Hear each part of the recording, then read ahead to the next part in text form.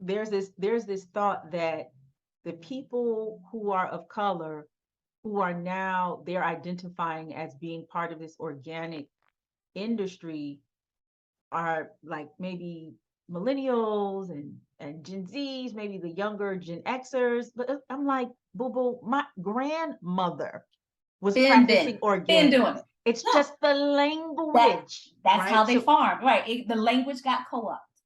the You decided to now it's called something else, and now you can't do it unless you can get past this regulatory system that we built around it. Because the people that I worked with for National Latino Farmers, they're indigenous. They literally only practice indigenous farming. right I from grew up with a heirloom farm in West seeds Florida. yeah. It's organic. My grandfather has no idea what that word means. It makes no sense to him. It's just how you farm. And this is what happens when I talk to the farmers, especially, as I'm talking about this dynamic program, which we're going to talk about later, Stephanie. And they're like, well, I already don't use chemicals or pesticides, and I Exactly. grow the natural traditional ways. So why do I need this? I have no doubt that the farmers that you are dealing with are practicing organic practices. I have no doubt because that is how Black and Indigenous people farm. But now that it was, in 1985, I would say it was colonized and given a name. Like now, to get the premium for it, you Right, have to be able to be certified. And right. I want more people who are already doing this to get the premium for it because that is where the money is. This is billions of dollars in industry that Black and brown people are missing out on. We got the cure, we got the answer to what's happening in society. We got the power to solutions and provide the healing that you need. We got the cure, we got the answer with discussions that will set you free. This is the Arc Republic, and you're listening to The Remedy. The Remedy. The Remedy. What up, wherever you are in the universe or wherever you are situated? My name is Kaya Nyambi Shivers. Welcome to Arc Republic's The Remedy, a podcast where we focus on solutions to society's problems. Today, we are speaking with Stephanie Jurgen of the Organic Trade Association. Stephanie Jurgen is Vice President of Administration, and she also spearheads the Diversity and Entrepreneurship Program at OTA. So I don't talk really about me and who I am, but this is such an important topic. But before we get into that, how you be, Stephanie? I am so good. I am always better in your presence. I can't wait to see you all the time. Oh, yes, we are definitely. Look, there are far and few of us in these organic streets, so we Yes. definitely are. Yes. I so look forward to the talk that we're going to have this week. So this week there's the Natural Expo. Is it the Natural Expo? Natural Products Expo. Sorry, the Mhm. Natural Products Expo in Philadelphia. Stephanie invited me to talk on the panel that discusses diversity in agriculture and organic, and what can the or agribusiness or the agricultural industry do better in terms of really diversifying. Um, I would say like the big business of agriculture, because there's a lot of farmers.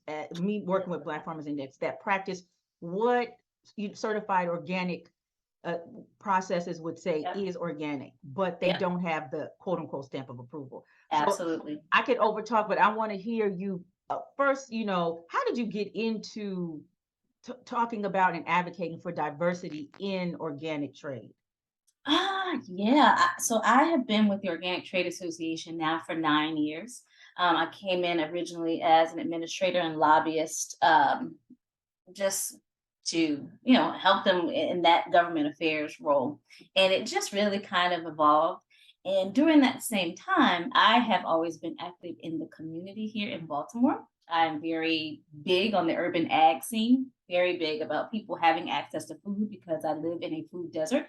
And moving here from Florida, I had no idea that I did not know what a food desert was. I've never been in a food desert like this. So it's always been really important for me to have people have access to good food. And being out among those communities and talking to them, the thing that was reoccurring was that they wanted, healthy food. They wanted fresh food. They wanted food without pesticides. They didn't want to eat those things. They didn't want to have, their children with hormones in their food.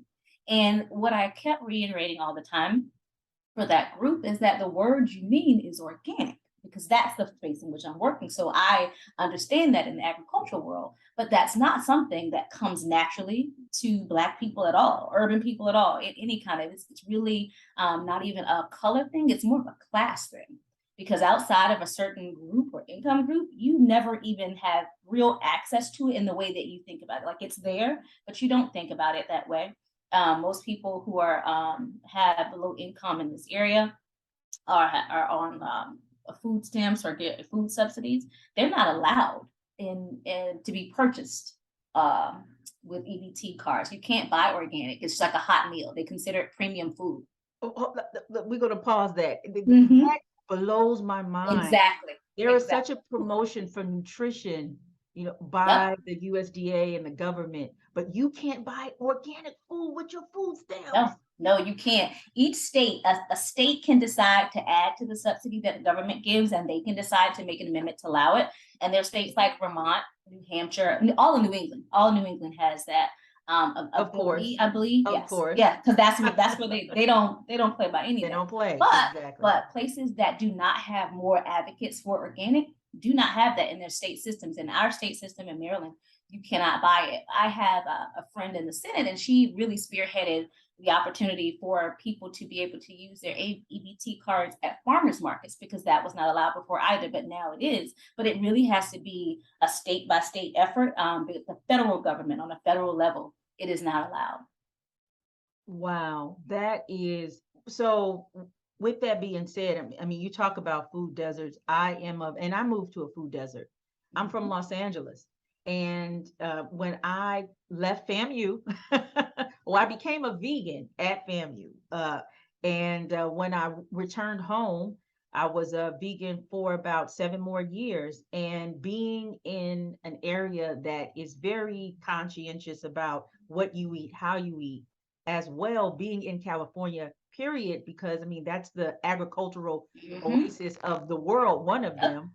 I would, and a friend of mine reminded me of this. She said, Kai, because for those of you who are listening, full disclosure, I created something called the Black Farmers Index as an Arc Republic project, which is now, we're going to talk more about that, but is now it's now a nonprofit. But my friend brought this up to me. I used to go at straight up 2 in the morning because I found out through my Latino grapevine, the the truck drivers would teeth, if y'all know what that is, the food, some of the produce, and they would put it in trucks and they would drive it to a specific location in downtown Los Angeles and sell it for really, really, really cheap. So I'm talking about 15 mangoes for $5, and it would only be me, you know what I'm saying? And my Latino cousins there buying the food. And that's because I appreciated fresh food. So when I moved to Newark, New Jersey, one, I just remember being sick a lot Yep. because of the options that I had. And then finally, I would say a couple of years before I left, a Whole Foods came. But there is a noted difference between Whole Foods in Newark versus Whole Foods in West Orange or Union Square in the city in Chelsea. So even just these different categories. So I totally feel what it is, what you're talking about. And I remember, and I worked at Whole Foods when I was in grad school for probably about 6 months or something like that.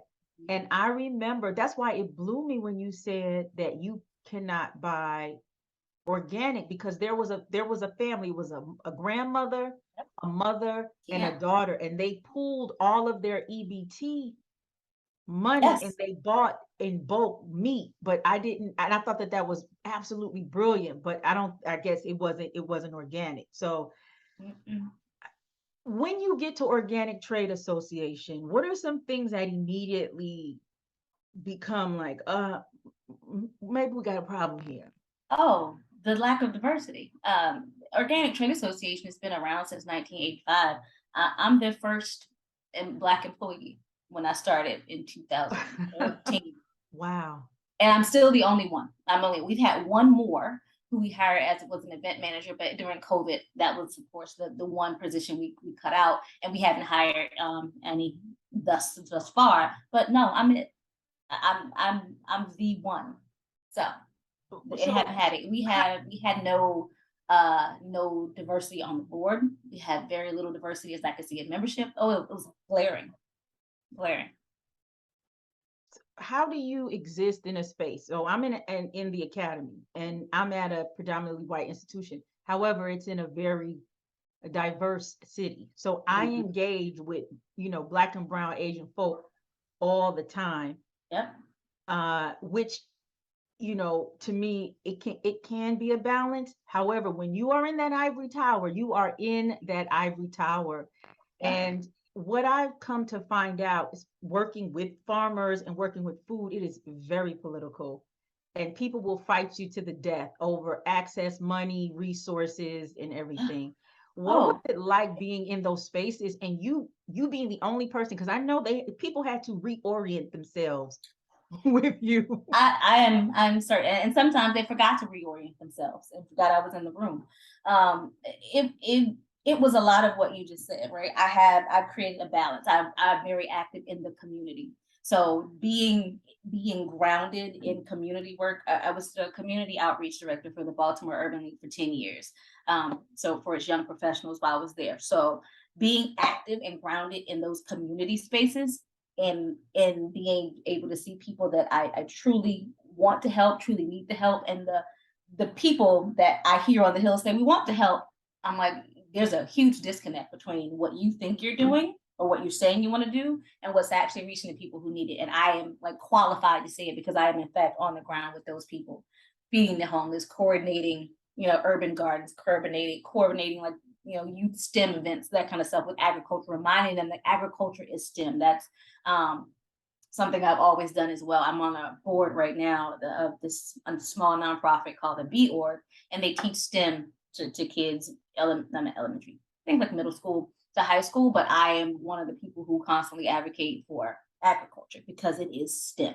And that's one of the things that helps me really engage and keep the balance because, yeah, no, being in these rooms, there is no one else but you. And I remember being on the Hill so much. You talk to people on the phone or an email, and then when you go and see them, it was it's the same face every time because my name isn't Kaia. They don't have any prep, right? It's Stephanie Jerger. They think they know what They they're know who getting. I am on the Exactly. call. When I walk in, the face, it never fails. Oh, yes, Stephanie.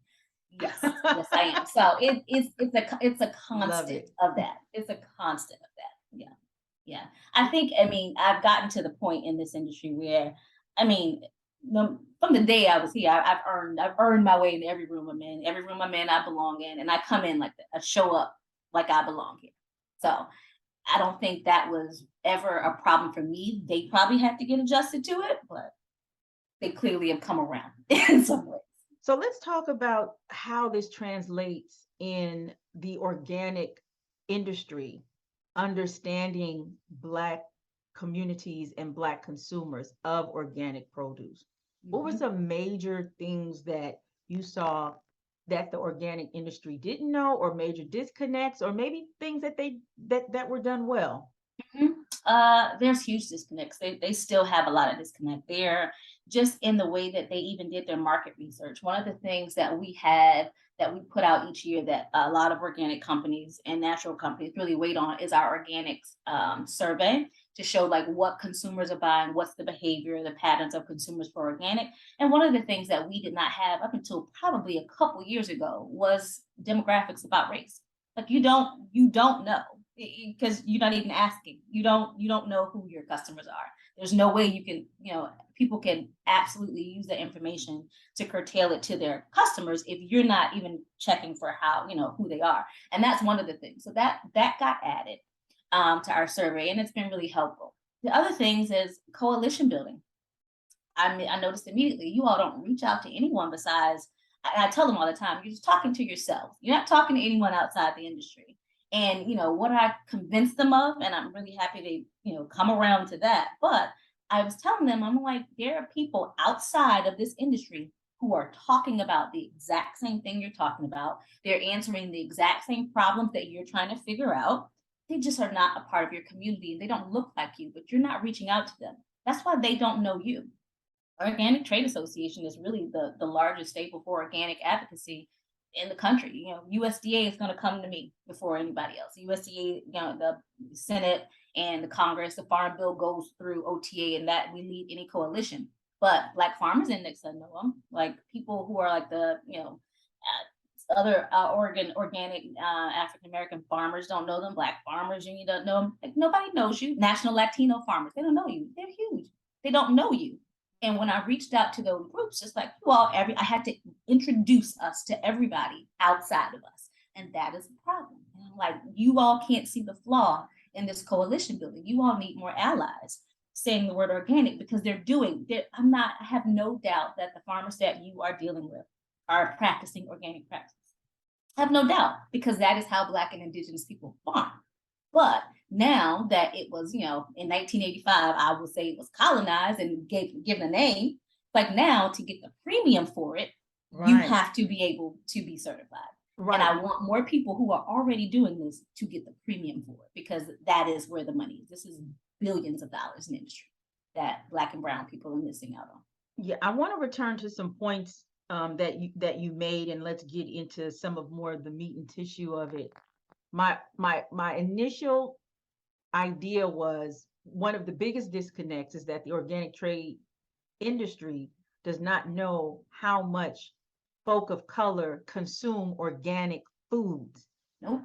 That will be like my number one. They have no idea, and they really have no way of knowing without recently. What the last study that they saw that was something outside of what we did was talking about how the new organic and, you know, the organic consumer of Trader Joe's and Whole Foods, whatever, was Latino or Black. Like they said it, but it wasn't our study. This association does not have a lot of information about it. They don't, and they're being slowly opened up to it.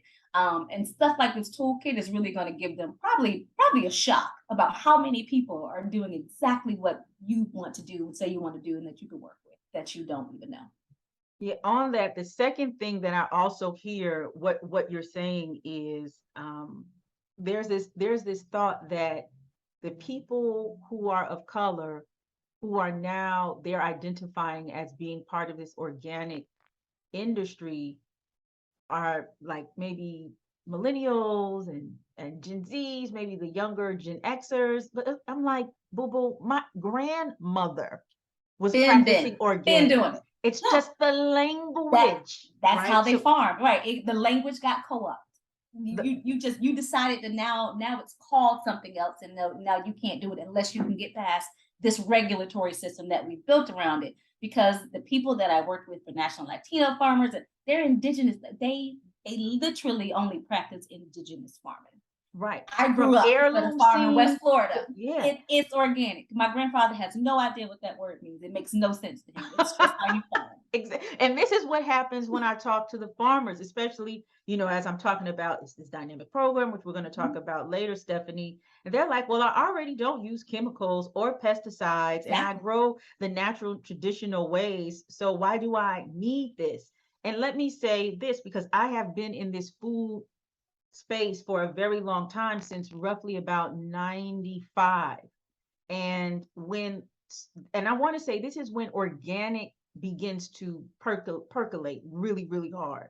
Mm-hmm. And I can remember being in Tallahassee, getting my food from co-ops, CSAs. Because everybody grows. It's family. Everybody you can go get collard greens right there on the corner. You can go on the corner. Everybody. Let me tell you, collard greens and sweet potatoes. I would get collard greens, sweet potatoes, and cabbage. I would get that on the corner. And that is because it was reminiscent.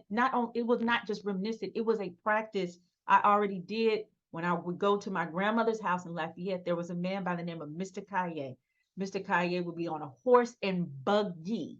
Yeah. With the produce in the cart. He would just go through the community because people didn't have transportation to go to the Piggly Wiggly and the Walmart, as my aunt calls it, and access that. So it was, and as well, they knew Mr. Kaye, so they knew his food and they knew his product. So these are those things that are, to me, so left out in understanding. I'm so glad you said they just co-opted the ideas, the language, the processes, the methods, gave it a new name. This is like gentrification of food to me. That's what it is. And It's like said, that. They literally took everything that they were doing, and now it's something else. Now it's called something else. And it's like we've been doing this, Right. and we've been able to get the same price. But what it is it's marketing, right? It allows for the person who now subscribes to this, federally funded system, which has to have money poured into it to fund. You now have a premium if you can go by this system. And they see it, people in the organic space see it as a movement, and it was a movement to get, there was a big rise in Monsanto at that time. They were like, no, we want these stuff out of our food, we want these things out of our things. And it's like, okay, but you all non-Black and brown people were the only one using those, because we can't afford Monsanto seed. that's We were another never part. using it. Oh my God. That's another part to this conversation people don't read out, is the economics of it, and as well, the environmental racism of it. I think some of our practices are also rooted in my opinion, the fact that we've had to, we live in cancer alleys, and we live by factories, and we live in areas where the sewage system doesn't run well, or you have to boil your water, and all these different things. So there is even a more conscientious method or way of practice of growing the food, because you've been dealing with these types of hits to your way of life your whole life. And then on top of that, my grandmother's not going to go buy, some $30 fertilizer, when she knows how to fertilize her land. And she got chickens and cows. The chicken poop, exactly. Let me tell you, the chicken poop, the community coffee, that she uses, all the grounds, all the compost, throw that in. Even the chicken bones and the fish scales, right? So these are things that we've been, so I'm so glad we talked about these major disconnects, and the point, when in like the early 90s, here I am in Tallahassee, I recall the farmers talking about how expensive the certified process was, and that they were like, this is just a sham. This is just a sham, and so I think that still is something that it is definitely a remnant. And you know why there's so many remnants of that old, it was expensive at that time, and it was seen as a sham at that time, because as it's evolved, and there's like this farmer cost share where they could get money from the USDA, that kind of went away for a little while under the Trump administration, but it is back now. But what's a farmer our cost share? program? What's that? The cost share is the $750 that OTA pays for people. We picked up the cost share. We're like, we will pay the cost share, because they could apply. They were transitioning to get $750 towards their either 500 to 750 is a range depending on your farm. You could get that money from the USDA towards your certification. So that was available. Then you have all these other programs about like EQIP program, like using their like processes, and people with the Conservancy helping people like build stuff and build post or like covers for like drift and overspray. The problem with the reason that those remnants of the old or the beginning or stages of organic are still leaving a bad taste in the mouth of Black farmers and Black people is because no one has gone back to them to say, hey, this is how it's evolved. No one's come to them. No one goes back to them and say, USDA spends a lot of time asking everybody, why don't Black and brown people use our programs at the same rate? And then they don't spend a lot of time, I think, fixing the answers that we give them. I'm just not sure how it happens, but that's why they still think that. That's why they don't know about how modified the process has been, how much it's grown. And honestly, it's not been a good help to the industry to not hear from Black farmers, because they then have no idea how to address them. So they think what they're doing is fine because it's working for white and conventional farmers who want to transition. So, and it's also it's also easier, in my opinion, to just assume that people are not participating because they're not interested. Exactly. And that is what that is what the idea is. And I'm like, no, as I am out here stomping these community streets, that is not true. There is, especially in Baltimore, there is a bustling, like this is becoming a hub of Black urban, vegan wellness garden. Like, it is so many here and they're so big and they're doing so much. I'm like, no, they want exactly what you want. They're saying exactly what you're saying, but neither of you are saying it to each other. And there's a problem. And what I saw in myself was a point of intersectionality. I was like, you know what? I know both sides of this game. Let me help y'all, because y'all need each other and you don't know it. So that's what I've been doing, trying to be a catalyst for some intersection, because you clearly are aligned and you don't know it. So, as I can get people to listen to me, because I can talk to both sides, right? I have the ear in both sides. My bully pulpit is pretty big right now. So that's what I've been doing, trying to bring them together to understand, so they can understand, like, what you want is the same thing. What you're asking for is the same thing. Like, they need information, you need information. And it's just that you all are not groups who coalesce together. Like, you all don't do things together, and you all need to be forming coalitions in order to create a stronger system that works for everybody. Because right now, the system that the USDA has works for the people that it works for, and they're building it and building it out more for the people that it works for, because those are the only people they know, and those are the only people they hear from. So Right. that's And the kind of those- thing. Most of the time when they hear from Black farmers, it's about loans, leases, land tenure. They don't hear from Black farmers about organic. So they don't include you in that conversation. Right. Yeah. And like I said, being in the ivory tower of the academy, it is easier not to ask it's easier not to do a deep dive or a very real inquiry in terms of the internal structures to understand exactly what's going on. Because there is a level, in my opinion, of the mainstream culture to be comfortable with other people's invisibility. Yeah, absolutely. Right? So Absolutely. Being inclusive requires more work. It is more work to be inclusive. It is more thought. It takes more energy. It takes more time, because you have more voices. You have more, more people to consider. It takes more work to be more inclusive. Like, you have to be intentional. And to be intentional and about this is like the biggest, I say, push and pull, because the word diversity, it makes my stomach. We all do, sometimes, because we right. the diversity. I'm like, right. Yeah, and so people just throw this term out, and it has just become this catch-all phrase, and people are not really going through the processes and the internal work of so not only does the organization internally must do a serious audit, but the individuals within the organizations as well must do their own serious audits. And I don't think that that's embedded in enough companies across the United States. They're like, oh, well, we'll hire a Kaya. Oh, we'll hire a Stephanie. And that will be, and we could use that for our next grant, and that could be what we could put on our brochure. And that's it. There has been, and so that's that invisibility, the comfortability of, well, we know somebody's there, but somebody's handling that. I'm just going to continue doing and being whatever it is. But my question is, now you're at OTA and you see the disconnects, you see the gaps. What are some things in place that have been implemented since you've been there, and what has been the response from OTA executives? Because I know you shook some shit up. Okay, excuse my language. Listen, I did. I've been starting fights since I got here. I've been starting fights. That's what I do. Some of the things, I think all of this work began to culminate at the beginning, I think, I want to say, of 2019.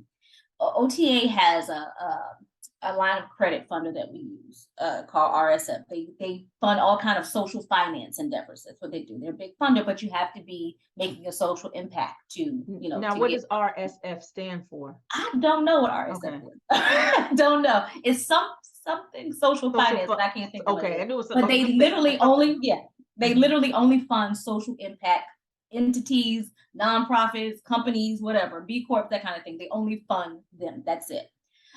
So one of the things we have to do for them is I have to make an impact report to them every time we re-up our contract each year.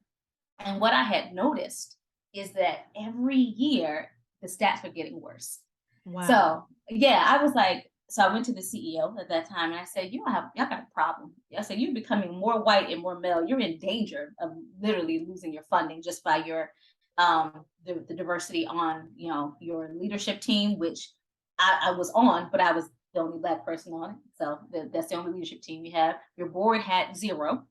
Your membership you can't really account for it because you don't get that information. So I'm like, I have no metrics to give them to show them that you're making a social impact because they want that information. And so, we took that to the board. She was like, you need to tell the board about this because they need to get on it. I was like, yeah, they do. And they decided to add that to the gap analysis that they use each year to decide how they recruit for the board. And since then, it's been a constant for them. Like they are constantly focusing on, no, it's too many white men. Like yes, he's a good board member. Yes, he'd be a good person, but we need to keep some balance. So they've been very cognizant of that over the years, and it's grown. And out of the 15 right now, we have three people who are of color, and that's grown from each year it grows more, and that they're conscious of that for our own practices internally. Because one of the things we were very committed to when we started this work was making sure that we checked ourselves. And I'm like, we're gonna check ourselves. Your leadership team looks like me. It's already a problem. But our hiring processes, what I wanted to do is went to blind hiring. Right. So right now, when I get a resume, we have an intermediary who handles it and does like a first screen for us. We don't get, I don't want name information. I don't want where they're from. I just want qualifications. Take everything else out. And, in doing that kind of process, we do it also for vendors. When I do it for the vendors, I have contracting procedures in place. So if it's over a $25,000 contract, it has to go to like a panel for the board will select it. Our audit committee did that for auditors, and I gave them blind information. I gave them 6 white firm, 1 Latino-owned firm, 1 Black woman-owned firm. They blindly picked the Black woman-owned firm by themselves. Wow. That's what happens when you just give diversity a chance. I said, put it in here. One of the things and you know what that does? That eliminates this idea, because when you said there's a group and it's all white males and you're like, no, we have to make space. A lot of the challenge is that, well, if these people are qualified, then why are we doing this? Exactly. That right here. This is why, because if you take all that out, if you don't know any of that other information, which I didn't, when I give them that, those information is blind. So they don't have any information except the proposal that the company made. And they pick the Black woman-owned company is now our auditor, who is phenomenal, the best we've had since I've been here. Amazing. Wow. And the second choice they picked was the Latino firm. And they did that. They did that without knowing that. And that's because I put diversity in their face. Even when we hired our last person who was the only other young Black woman we had on our staff, even when we hired her, when I got those resumes, this was before we went blind, I was still committed. I was like, I'm going to hire diverse. In this industry and in the job, sometimes it can be difficult because there are not a lot of Black and brown people in this regulatory space, agriculture space, especially at the level where you're like advising or doing technical assistance. There's not a lot of them. But we were hiring for an event manager. And I was like, no, I can find, you don't give me a Black or brown event person. I'm not taking anyone else. So my intermediary, they were like, all right, well, we're going to send you who we got. I'm like, just send them to me. So I gave them, my staff and the people who were choosing at that time, all the resumes still come down for me. I sent them three people, 2 young Black women and a young Filipino. I said, these are the best pick. These are best of the best. This is who you get to interview. And they were like, okay. And that's because that's all I gave them. They absolutely found a wonderful person and hired and loved her. Like, only reason she's not here was because of the pandemic and we stopped having events. But like, that's what I put in front of them, and they chose from what was in front of them. And I'm like, that's what you all do. You don't go out to get anything new, just what's in front of you. So I'm going to start putting diversity in front of you. Choose. There you go. These are the people you get to choose from. And they said, oh, okay, these are great. Exactly. Exactly. But they never get an opportunity to do that or participate in that way. For our contracting procedures, for USDA, we receive a lot of money for export, trade, marketing, that kind of stuff from our agricultural marketing services from USDA. And one of the things we do in there is we have that contracting procedures threshold, $25,000 or over. It has to be bid for, a proposal, that kind of thing. So, what I did is I told the person who was in the charge of that, I was like, that's fine, get the bid, make sure some Black or brown people in there. I'm not signing off on even a bid unless you have other people to compete. Did that, never got it. Black woman-owned company. Every time, it never not works. It's never worked yet. Like I'm waiting for it to fail. it doesn't. When I give people an opportunity, they are continually rising to the top. And this is a Black owned agricultural business. Like you would have not had access to it. You wouldn't have known that if I not made you go find some diversity before I'll approve the bid. I won't approve the contract unless you had diversity in it. I'm not signing it because I approve them all, not approving it if the bid had no Black or brown people. And that's just the kind of culture we're building here. And everybody's on board. They don't send me anything without saying it, or if they highlight it. They send me something and the company, I don't know, she's Latino, but she look a little too light. They make sure I know, hey, she is Latino owned. I was like, oh, better tell me, because I'm not going to accept the bidding process without adding something to give other people a chance, because what it does for them, for us, 25, I think this was like a $40,000 project. $40,000 for us out of that money is a very small amount, but to a small business, $40,000 at one time in your hand is a lot of money. It can do a lot for them. And it introduces a new perspective to us, which she highlighted so many things that we had not thought about. She added so much to the project. So that is what we're doing internally. Thank you so much for tuning in to ARC Republic. If you like what you see and you like what you hear, you can actually keep this mothership going. How? You can make a tax-deductible donation in several ways. One, Cash App us at ARC Republic Media. And you can also go on our website, arcrepublic.com/donate. As well, you can also donate to our fiscal sponsor and our sister organization at Black Farmers Index, that is Cash App, or also go onto their website, blackfarmersindex.com. We are two Black women-owned media organizations who share our profits so folk can thrive.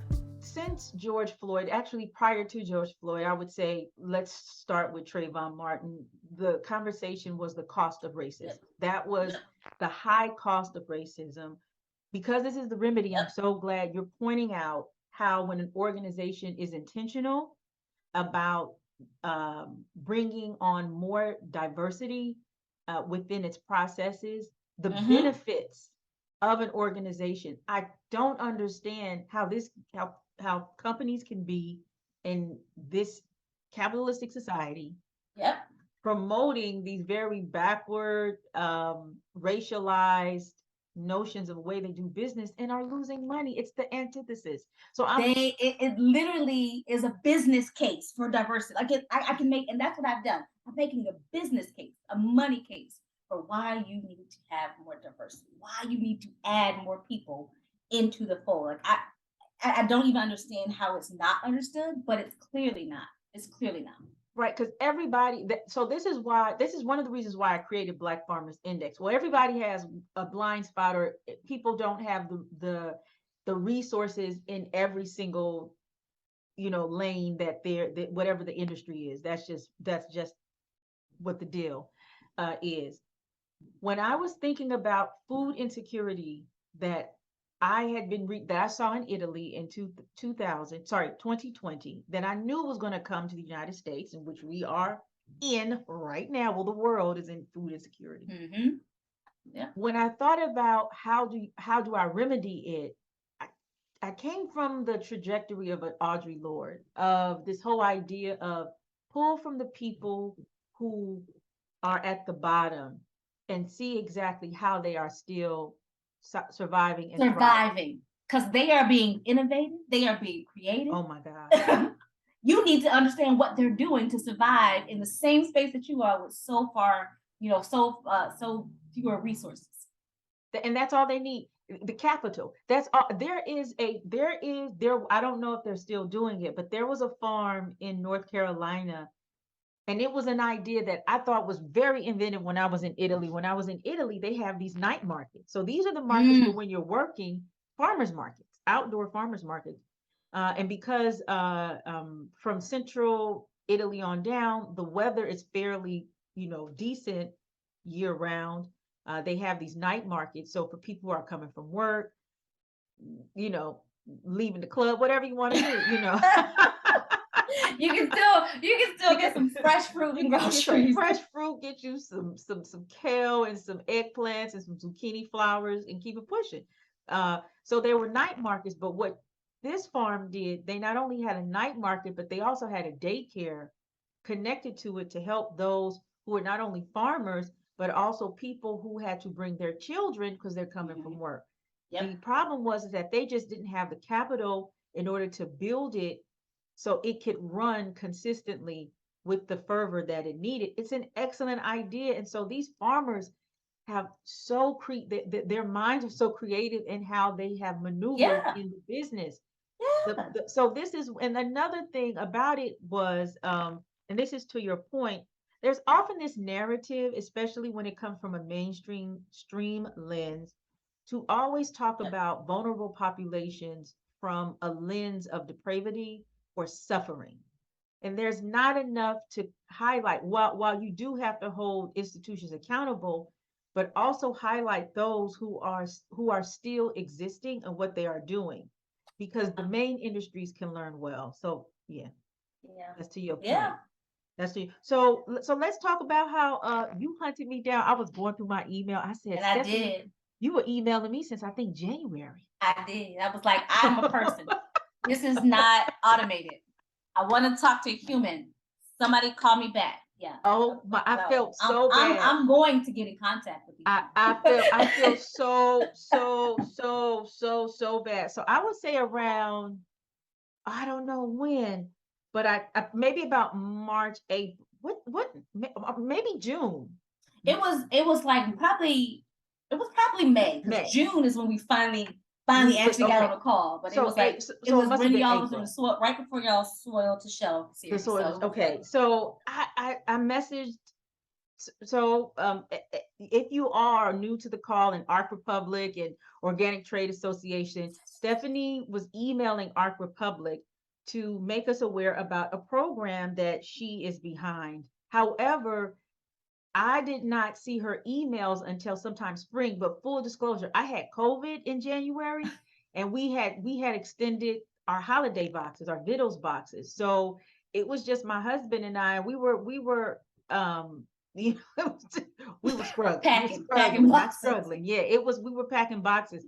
So a lot of emails were missed, right? So this is one of the, things as a small organization that you have to work through, because I'm managing Arc Republic and Black Farmers Index in terms of some of the, not all the communication, but some of the major communication.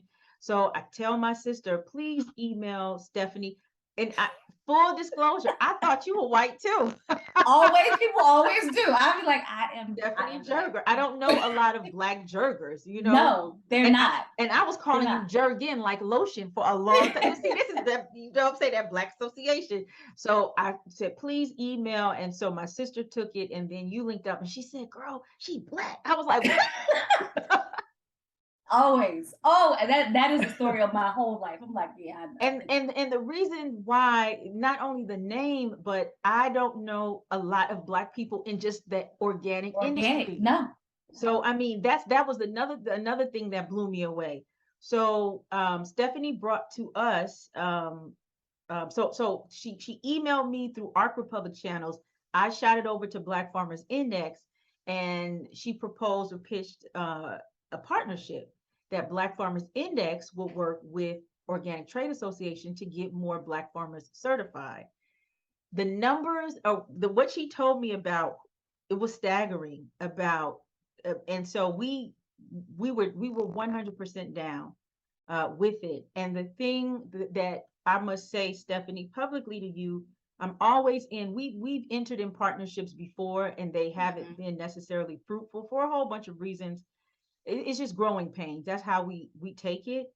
But I have been more, I don't know if it was strategic, but more thoughtful in what a partnership looks like, especially when you have a small baby new organization that's just backed by my mother and father's nightly prayers.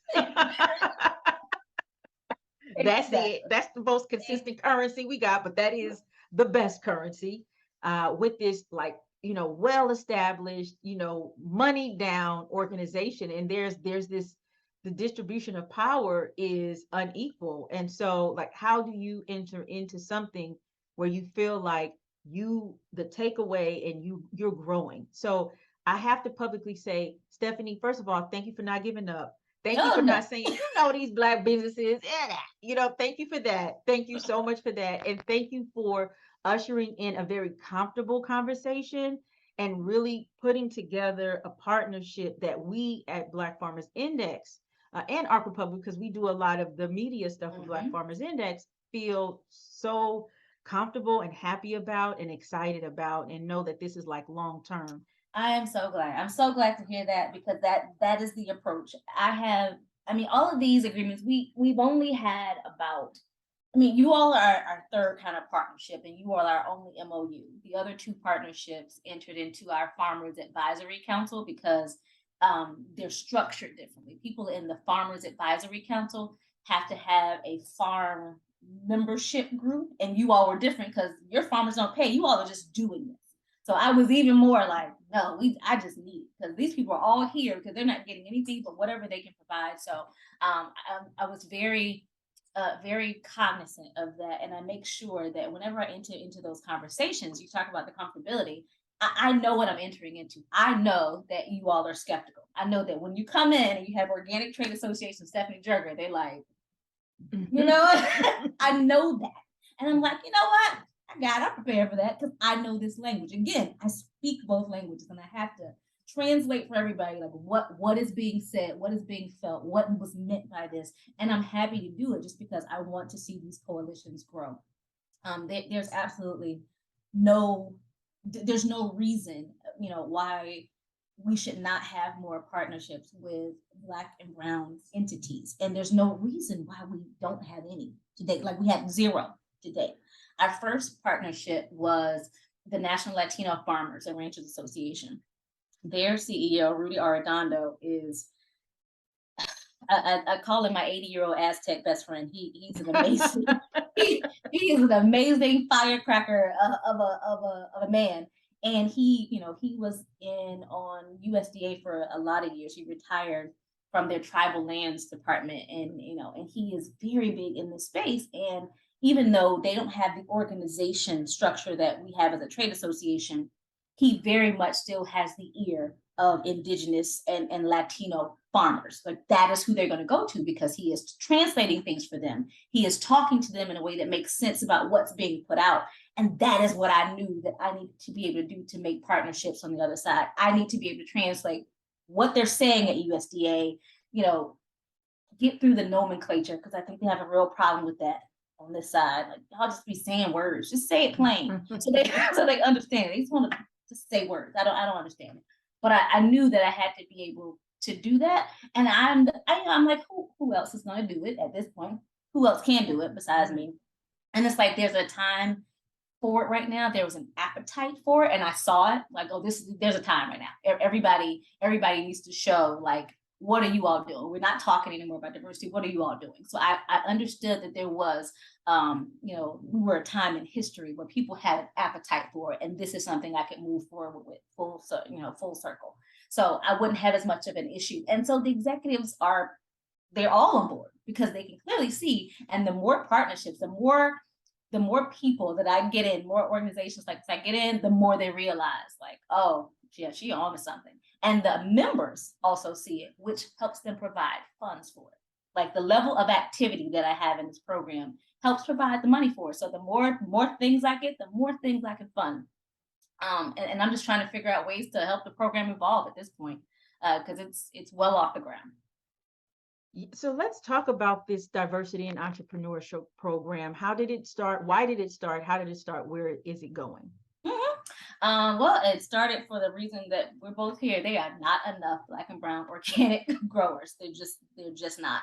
And it's not that people are not growing these new practices. They're not getting the premium. And I don't want people to just be a part of the organic trade, because a lot of those people they're farming organically. I want them to be paid for the organic trade, because there's a different set of payments. Can I ask a question? So what you're saying, when you say premium, you mean they're not being certified so they can be paid a premium? Is that what that is? Okay. Yeah. All right. Yeah, there's a premium on organic products. If we go into, I don't know, I just did it. I just bought organic blackberries. I bought blackberries. Conventional blackberries in the store right now, you go in, you can get a regular pack for $3.99. If you go organic, it's $5.99. there is a premium for organic. There's a premium for that label, and there's a premium because there is a system behind it that other conventional people do not have. There is no guarantee that the product that you get that are not certified have not been sprayed. There's no guarantee that they are not genetically engineered or modified. There's nothing to say that you can't, because that's all allowed in agriculture. USDA, FDA, everybody allows it. Organic does not. So there is a premium, and because you cannot spray to kill things, you have to till weeds, you have to pull them. There is more work. There's a process, and there's a premium to be paid for that. So that is what I want. I want people to be paid for the work they're doing. You're already doing it. I want you to be paid the price that the other farmer got at the market than you did. So that's how we got it. So, in knowing that the diversity and entrepreneurship program, what is its focus and what is its mission? Knowing that we talked about the complicated process already, could you give more insight in this complicated process and maybe decomplicated, right? Because it can because it can be decomplicated. I don't know. Yeah, so the mission of the Diversity and Entrepreneurship Program, it offers a 2-year free membership to the Organic Trade Association and help with transition services. And what that looks like is in monetary, cost is we pay the $750 cost share, which that means when I have people who say, hey, Stephanie, I'm ready to do my application for an organic certifier, and I have 2 people in process right now. I say, okay, file your application. And once they file their application, and I see they have application, I see the certifier they're with, I send them a $750 check to put whatever they have, or that covers all of it. But I'm paying direct payments to the farmers. This is for your application. So don't let the application be a burden to you, because what happens is, as long as you get in that process and you get past that paywall with those certifiers, they'll begin to help you more. And as you have questions about what they're doing, I can help you more because you're further along in the process.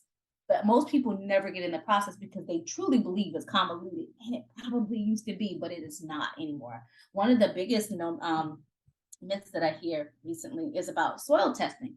Organic does not make you soil test. You do not have to soil test before you become certified. The only time people do soil testing is if there's a claim of like pesticides, if there's a claim or something, if you had drips, like somebody sprayed over your field or something, and you told the certifier they knew that.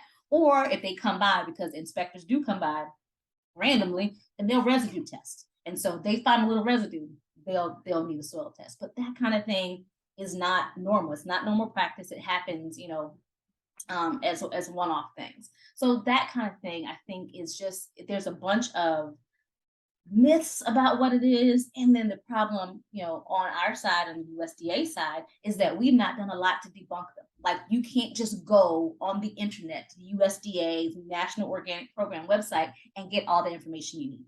You can't. And I'm sure there's a reason for that. For one, there's a paywall, which is why I'm getting people through the paywall. I'm gonna give you the money, make them give you the answer. And that's kind of the process that we're going through. Also, one of the things that's required is an organic systems plan. That's kind of your plan. Your organic system plan is how you say you're going to run your farm to keep it organic. I have conventional oranges over here, but I have my organic oranges over here, and I keep them separated by 1 acre to make sure that they don't mingle, they don't cohabitate together. But that's the system. And so what happens is, an inspector comes out, they make you draw where you are, and they say, oh, they're your conventional ones, you're right, your organic ones are further away. And that's how we know that you keep your plan in place to stay organic. That is really the crux of the organic system, and the way that they keep things certified and keep things going. But you can't find that. There's no way to know that without knowing it. And no one's going to tell you until you get to a certain point. That is the issue. What I am trying to do, get people to the point. Make people have to give you the answer, because now I'm a client. Once you get into those certification applications and you make payment, you're now a client of theirs. And as certifiers, they have every interest, for one, of getting you certified, because you pay them every year, keeping you certified to renew. Like, they have an interest in that. And what I'm trying to do in this program is create enough information and enough preparation for farmers to walk into that door to the certifier and be prepared for a 6-week process and be certified. That's the goal. That's the goal. Okay, That's the goal. That's really good. And as well, from what I understand in our conversations, once you are certified, you enter into a space economically that can change the trajectory of your business in Absolutely. alarming ways. Absolutely. Absolutely. It is, again, it's anywhere from a 40 cent premium extra to $2 or $3, depending on what you Wow. grow and where someone needs it that you can grow. So yes, you completely enter into a different economic space completely. And also one of the other things that I'm focusing on, as people are understanding it from a Black farmers context, one of the things I've noticed in this program is I have a whole lot of CPG, like startups, like a consumer products package, people who are already sourcing organic ingredients for tea and they're just making organic tea. And I'm like, it should be easier theoretically for them to get certified because they already have a certification. They bought it certified organic. And so all they did was package it, make it pretty, brand it in the way they want to sell it. It should theoretically be easier. And it is not.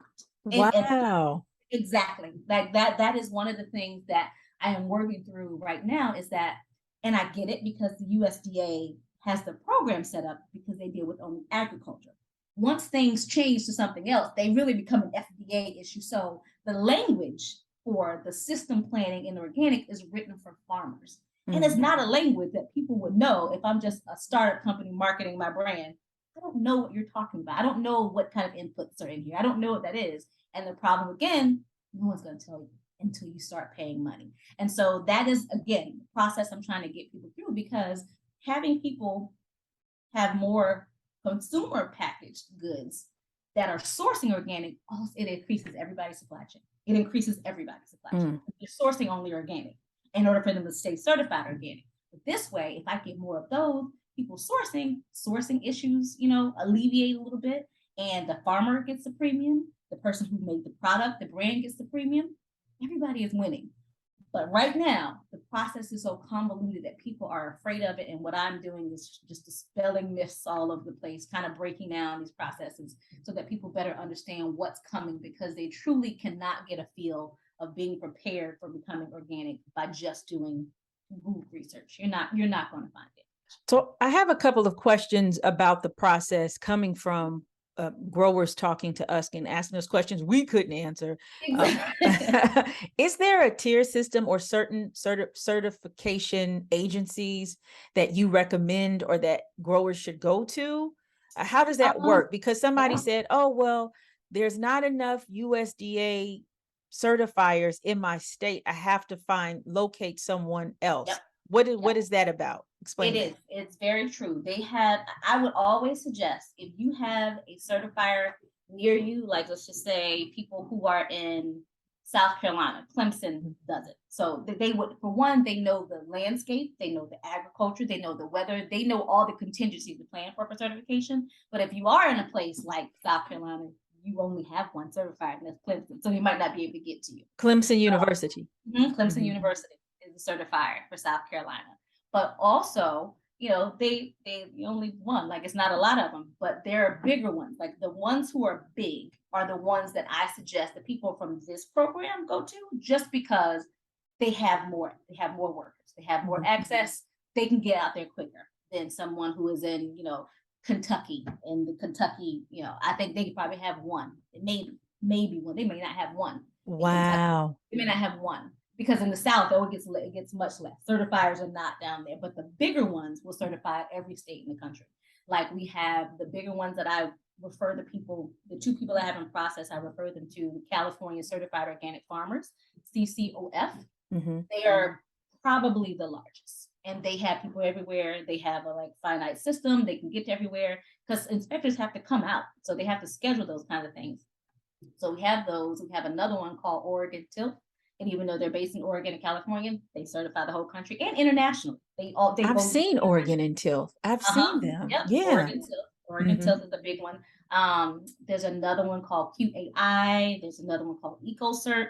But I certainly do recommend you go to a larger one, especially if you're in a rural area. Like, excuse us. That's okay. That's okay. She walked behind it first time. I was like, she's a cat. I don't trust me. I understand. Cats are all about being seen, heard. Yes. She wanted to be in the meeting. So I would suggest that they go to bigger ones just because there is more opportunity at those and they have more just people to respond to the questions. They have a better chance of getting certified quickly. Why do you need to be right? Like right, she needs to look at you. That's how she's gonna feel comfortable. Here, lay down. But I think that's what I recommend for them. Yeah, I think that really you actually answered several questions that the farmers had. My question is, there is a USDA organic certification, correct? It But is- that's it is the only one. that's the only one. That's and that it's not- USDA. And it has organic seal, that green seal. That is the Is- only. Is that certification. considered the coveted one? Yeah, that's really the only one. Any Oh, that's other- really the only one. So there's agencies basically that work in tandem with USDA. Yes, they Got are you. following USDA guidelines to serve. They have been given the authority by USDA. Okay. Yes. Got you. Okay. That was the point of clarification. And just wrapping this up, where do you want to see where the agricultural business will be for farmers of color in general? Man, we represent 9,000 members right now, businesses and farmers at the Organic Trade Association. Before we even started this program, I could count 2 businesses that were Black owned, Black and brown owned, one Latino owned farmer that I know, one Black owned woman business who's on our board. That's it. I would love for us to get to 1,000. Like there's no reason why most of these farmers cannot get certified, because these practices are already in place. The problem is usually resources, which include money, which is capital, which include material, which include land, that kind of thing. Some technical things that they don't have, some like communication systems not in place, because a lot of they're farmers, right? And I expect them to not have all those things, but sometimes they're in very rural places without those kind of connections, and they matter. And I want to grow that number, especially our membership. Like that is what I have direct control of. I can only start with where I am. Where I am is here. This is the control that I have. So this is what I can do, is diversify our membership to have 1,000 of those people. It's 9,000 be Black or brown, because there's no reason that our market looks very different than our membership. And I want it to look more like it. It needs to be more representative, just because you cannot continue to really cater to and market to people that you don't know. You got to know who you're selling to, and you don't know them. So I would love for that. That's the goal for me. I would love to diversify our membership and have that grow by leaps and bounds with Black and brown people, farmers and businesses.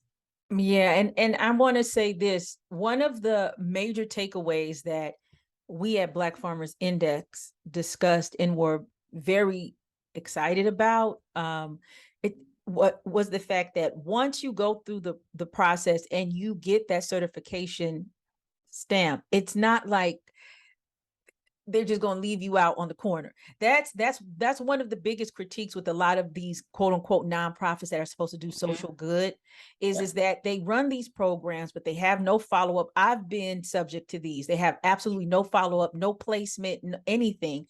And so you're walking around, I have this entrepreneurship certificate. It doesn't mean a thing. It doesn't mean anything in this real world of entrepreneurship. And so that has happened to me. And so a lot of these companies take this federal money or these grants, and it only is to feed the administrators or the staff. So a huge takeaway is that you're like, once you get that certification process, well, one, you get a 2-year membership at OTA, and also we will do our part in promoting you and placing you where people can see you, so that you can get that business and you could pay that organic certification fee yearly. That's it. Okay, yeah, I could do that. That's because we're putting you in a position. Like I'm bringing 2 of the people from the program to Expo, because I'm like, they serve packaged goods. So this is the perfect place for them, a show floor. They have never been able to, exhibit. They can't really afford to go because it costs money to do this. So I'm flying them out. I got their registration, hotel, flight. Come on. because this is where you should be. I need to put you in the position, in the places to meet these people because you would never have access. It's what our diversity, our series is about, our webinar Ask Me Anything series. I am bringing consultants to you. Just ask them what you want. It's a very informal process. And the last one that we had was directly for farmers. It was great. It was so eye-opening for them because they had so many questions about, well, what about this? What about this? And I had somebody who was on the call who used to work for us, but now he works for the Nature Conservancy, but he is an organic farmer as well. And he said it himself. He's like, yeah, you won't find this anywhere, but I'm going to tell you. Or he'll say, you know what, the certifiers won't tell you this, but I'm not a certifier, so I'm going to tell you what to do. That kind of information, priceless. You there's no way for you to get that. There's no way for you to get that without me putting you in that room. And that is what I'm trying to do. Put them in spaces where it will help them and empower them. And the 2-year membership to OTA is also strategic because that is the time allowed for transition in organic is 3 years, but the average is about 2 years. So we want to give you not only 2 years to let us help you figure it out, but I want you to immerse yourself in this business, in this organization, in this industry, this trade, so that you can see what it is like, because it is very different. The amount of information that we control and that we have power over can be, it can really be influenced by more voices because we truly have the ear of USDA.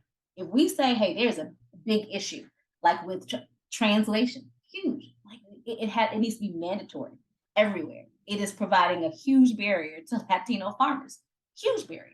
The fact that they cannot call an office, if they're in Kentucky and get Spanish, or if they're in Florida and get Spanish, I'm like, why can you not? But you can get Florida, you can get Spanish in Palm Beach, but you know where the growers are? Gainesville, Ocala.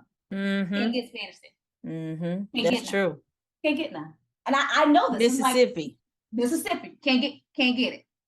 How? I don't understand. Your border states can't get it. But that's the kind of thing that we need. And what we have to have is more coalition partners talking with us about it.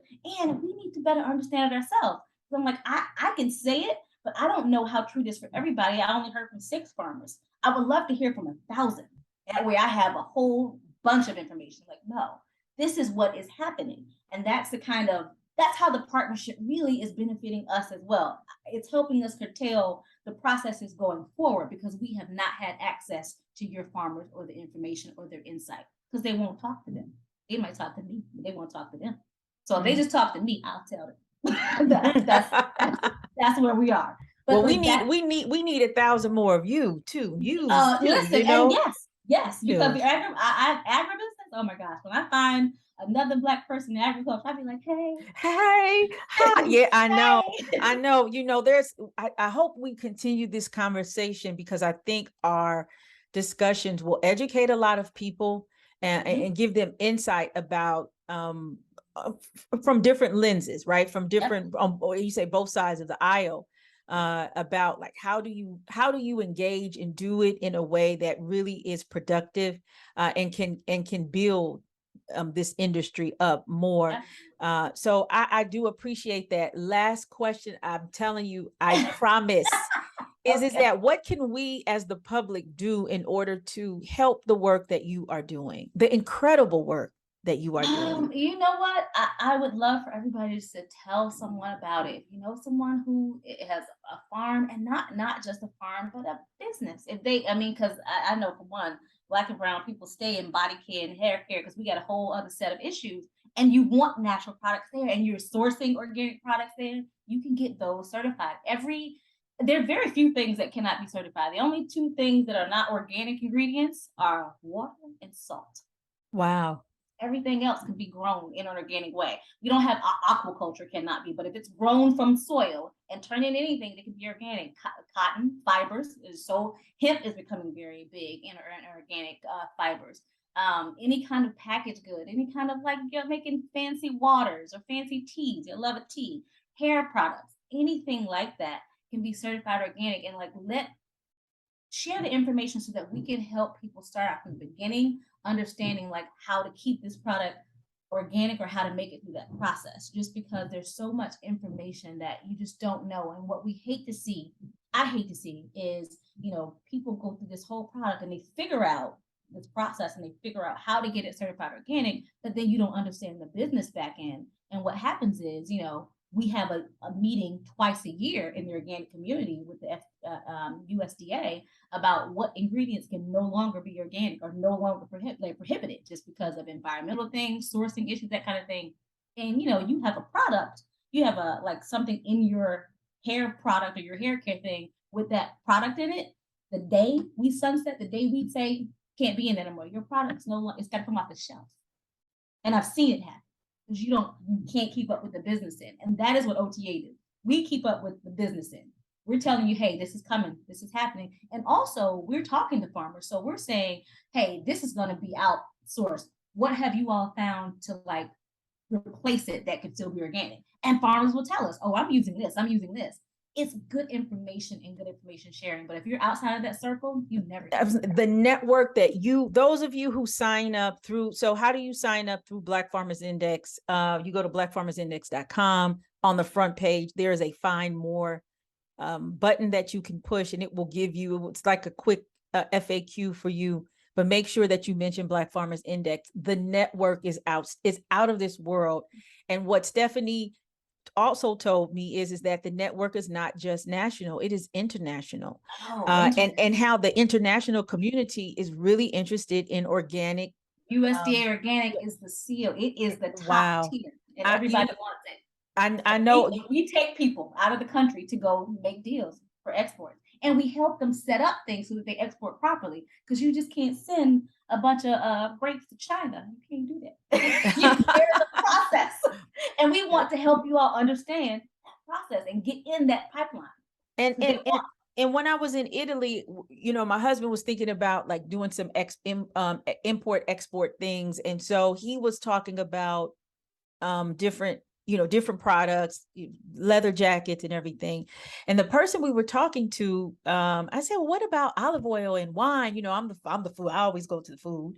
And the guy said, wine, we definitely can talk, but olive oil is very difficult with getting to the United States. And I thought that out of all the three, the olive oil was the least.